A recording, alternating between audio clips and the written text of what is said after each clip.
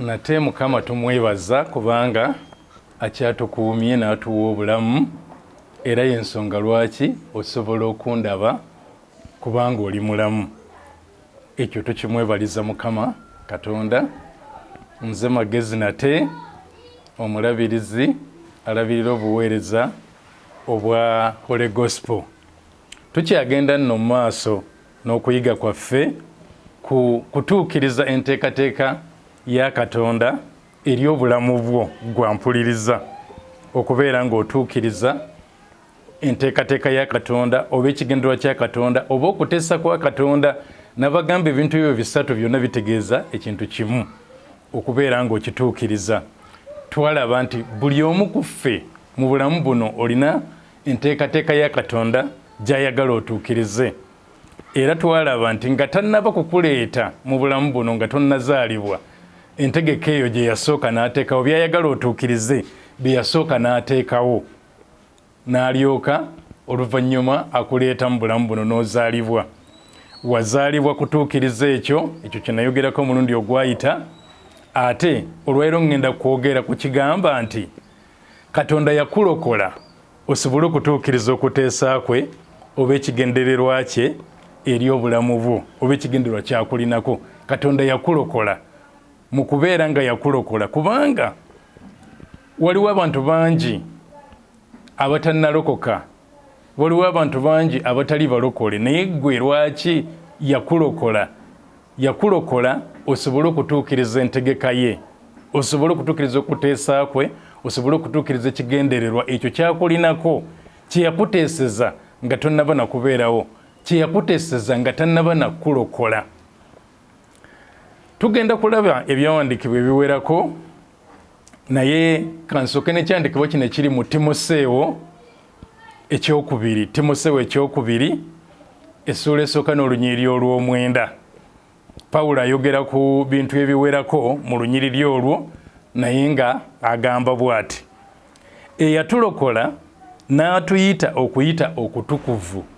Yatulokola n'atuyita okuyita okutukuvu. Kati ataddemu ekirala ekyokuyita kyenja okwogerako ate omulundi omulala, naye njagala nsooke leero njogere ku kyokutulokola. Yasooka kulokola n'alyoka akuyita, kaakati njagala ngende n'ekyokubeera nti yakulokola. Eyatulokola n'atuyita okuyita okutukuvu, singa ebikolwa byaffe bwe biri, wabula okumalirira kwe.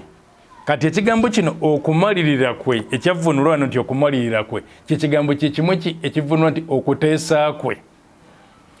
Yatulokola si lwa bikolwa byaffe ebirungi, naye olw'okuteesa kwe yali yateesa n'ekisa kye nga bwe biri, kye yatuteerawo mu Kristo Yesu emirembe nga teginnabaawo. Nti emirembe gyali teginnabaawo, ye Mukama n'abeera nga ateesa kyenteekeddwa okubeera nga nkola, kyenteekeddwa okubeera nga ntuukiriza, kyenteekeddwa okubeera nga ntambuliramu. Yatulokola n'atuyita okuyita okutukuvu. Duli bwe nali nga njogera ku bigambo bino, nayogera ku Abefeso essuula ey'okubiri olunyiriri olw'ekkumi, era ngenda kuddamu okusoma Abefeso essuula ey'okubiri olunyiriri olw'ekkumi. Tetujja kusangamu kigambo ekigamba nti n'atulokola, naye alina ekigambo ekirala kyakozesa, akiyita n'atutonda. Titwatondebwa omulundi ogwokubiri. Ffenna ku nsi kuno tulina okutondebwa okwa Adamu. Buli muntu yenna omulamu ali ku nsi kuno yatondebwa mu Adamu, kwe kutondebwa okusooka.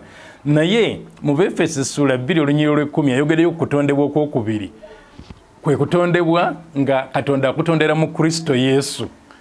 Kwegamba kwo kutonda kwa kubiri, lwaki? Nti kwo tekufaanana na kuli okwa Adamu, ffenna mwe twatonderwa. Naye kuno okutondebwa okwokubiri atutondera mu Kristo Yesu. Kati mu kutulokola, Katonda kye yakola kwe kututonda nate nga tutondera mu Kristo Yesu, tusobole okubeera nga tutuukiriza ebyo bye yali ayagala tutuukirize, bye twali tutasobola kutuukiriza mu kutondebwa okwasooka. Tulina bye twali tutasobola kubeera nga tutuukiriza okuyita mu kutondebwa okwasooka. Befeso essuula 2 olunyiriri lwa 10 agamba nti kubanga ffe tuli mulimu gwe, abatonderwa mu Kristo Yesu olw'ebikolwa ebirungi Katonda bye yasooka okuteekateeka ffe okubitambulirangamu. Tuli mulimu gwe abatonderwa mu Kristo Yesu nti Katonda yaddamu n'akolera omulimu ogw'okutonda. Ku luno n'atutondera mu Kristo Yesu. Lwaki? Kubanga alina ebikolwa ebirungi Katonda bye yasooka okuteekateeka ffe tulyoke tubituukirize, tubitambuliremu, tubireetere okubeera nga bituukirira. Okutondebwa kwe twalina mu Adamu kwali tekutusobozesa kutuukiriza ebyo Katonda bye yali yagala tutuukirize. Y'ensonga lwaki yaddamu n'atutonda mu Kristo Yesu okuyita mu kutulokola, nti yatulokola n'atutonda nate omulundi ogwokubiri mu Kristo Yesu tusobole okutuukiriza ebigendererwa bye, tusobole okutuukiriza enteekateeka ye, era enteekateeka eyo Katonda yagirina okusinziira ku lunyiriri olwo nga tannabona kubeera ng'atulokola. Kaakati ekigambo ekyo nti abatonderwa mu Kristo Yesu nga bwe kiri wano mu Befeso essula ya 2 n'olunyiriri olw'10, kye kigambo kyennyini era mu lulimi Oluyonaani ekyakozesebwa mu Befeso essula 4 olunyiriri lwa 24. Ngenda kusoma ennyiriri 2 mu Befeso essula ey'okuna, ngenda kusoma olwa 23 nga kyenoonya tufune amakulu. Singa nsoma olwa 24 lwokka tetujja kufuna makulu, naye okwagala okufuna amakulu tugenda kusoma olwa 23 n'olwa 24. Befeso essula 4 olunyiriri 23 n'24. Olwa 23 lugamba nti era okufuuka abajja mu mwoyo ogw'ebirowoozo byammwe. Katonda yeegala atulokole, atutondere mu Kristo Yesu, naye nga kyanoonya tufuuke abajja, tuve mu biri ebya Adamu eyajeema tubeere mu bya Kristo eyagonda n'atuukiriza Katonda kyeyagala atuukirize. Olwa 23 lutugaye nti era okufuuka abajja mu mwoyo ogw'ebirowoozo byammwe, okwambala omuntu omuggya eyatondebwa mu kifaananyi kya Katonda, eyatondebwa mu kifaananyi kya Katonda. Eri mu Befeso 2:10 baga nti abatondebwa mu Kristo Yesu. Befeso 4:24 natugamba nti eyatondebwa, omuntu omuggya eyatondebwa mu kifaananyi kya Katonda mu butuukirivu ne mu butukuvu obw'amazima. Nti Katonda n'atutonda mu butukuvu ne mu butuukirivu obw'amazima tusobole okubeera nga tutuukiriza ebigendererwa ebyo bye yali atulinako. Yakulokola osobole okutuukiriza ekyo. Naye Pawulo ate ayongera nnyo n'alambulula ku bintu bino, ku kigambo ekyo eky'okulokolebwa, ku kigambo kino eky'okutonderwa mu Kristo Yesu oba okutonderwa mu kifaananyi kya Katonda. Kubanga bwe tusoma mu Tito essula ya 3 okuva ku lunyiriri olw'3 okutuuka ku lw'5, Pawulo atusiigira ekifaananyi ku ekyo kye twali nga tetunnaba kubeera nga tutondebwa ogwokubiri, nga tetunnaba kubeera nga tulokoka, bye twali, ate n'ekyo kye tuteekeddwa okubeera nga kye tufuuka oluvannyuma lw'okulokolebwa. Bw'oba oviiridde ddala ku lunyiriri olusooka, Tito essula 3 olunyiriri olusooka n'olwokubiri, ayogera biki bye tuteekeddwa okubeera nga tutambuliramu nga tumaze okubeera nga tulokoka. Naye ate okuva ku lwokusatu, ku lunyiriri olwokusatu atubuulira biki bye twali, nti twali tetusobola kutegeera bintu bya Katonda. Era ye ekigambo kyakozesaawo si kigambo kirungi, tekinyuma, naye olwokuba ebyandika bikikozesa era nange mba nina okukikozesa. Olunyiriri olwokusatu, Tito essula 3 olunyiriri olwokusatu aga nti kubanga era naffe edda twali basirusiru. Kigambo ekyo si kyangu okukozesa oba si kirungi kukozesa, naye Bayibuli ekikozesezza.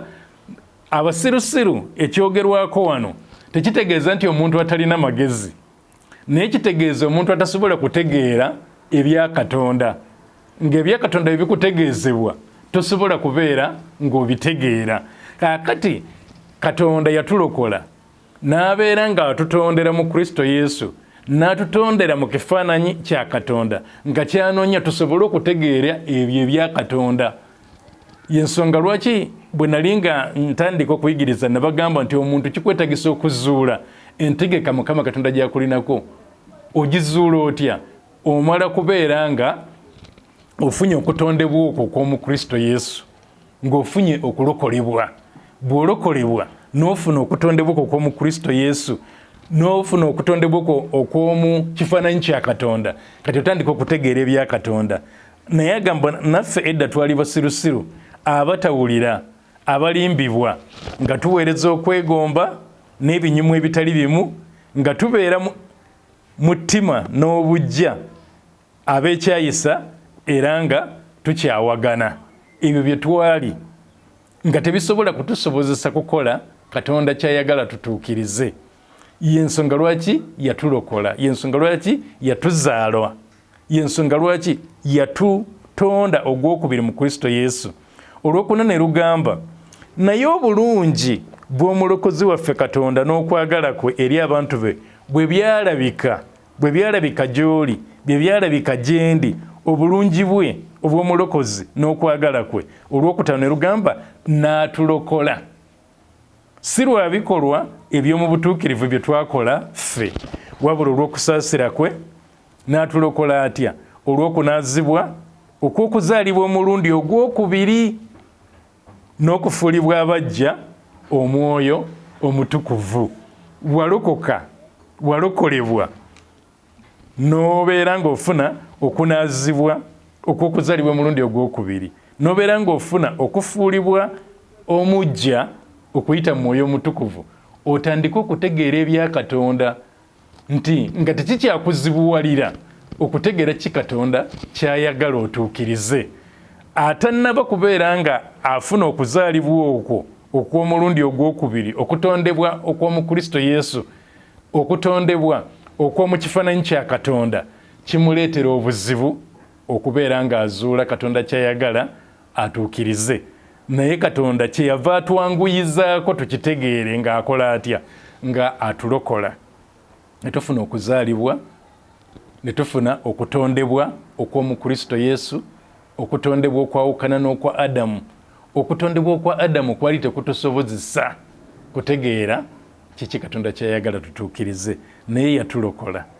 Bwe yatulokola n'atufuula abategeera ebya Katonda, nga Mukama bw'ayogera nange nsobola okutegeera Mukama kyagamba, nga bwe nsoma ekigambo kya Katonda nsobola okukitegeera, nga sikivvuunula nga nze bwe njagala, naye nga ye Omwoyo Omutukuvu bwe yayagala kibeere nga kivvuunulwa, oba bwe yali ategeeza bwe kyali kiwandiikibwa, ne nsobola okutegeera eby'obwa Katonda. Yatulokola lwaki?